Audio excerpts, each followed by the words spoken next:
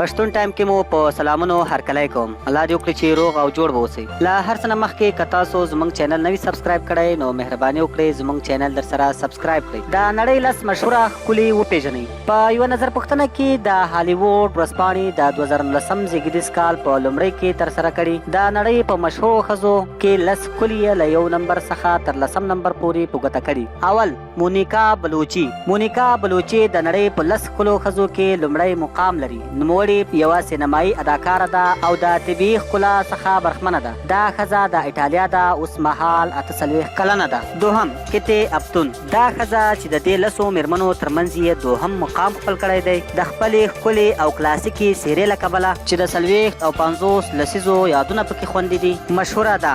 د امریکا ډیرو خلکو دې ته د میرلن مونرو لقب ورکړی دی. دریم انجلا جولي. تاسو به یې ښه پیژنئ.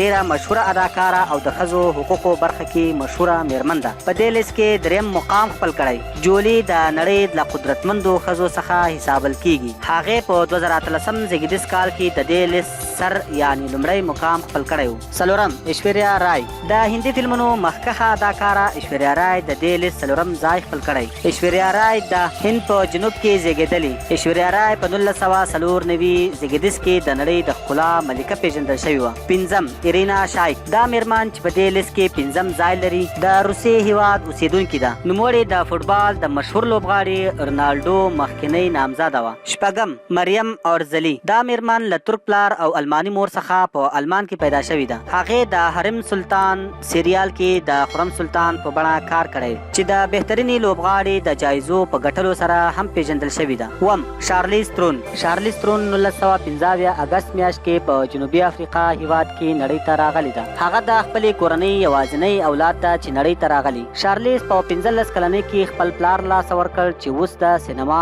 مشهوره لوبغاړي ده. دې په 2000 زېږدیز کال کې د امریکا تابعیت ترلاسه کړ. تر اوسه دې میرمن 24 جایزې د فلمي ژوند په برخه کې ترلاسه کړي دي. اتم امبر هرد. دا یوه ماډله او د سینما لوبغاړي ده. هرد د امریکا په ټکزاس کې زېږېدلې ده. هغې خپل فلمي ژوند د مانډیلین زامنو سره ټول مینه لري فلم څخه پیل کړ.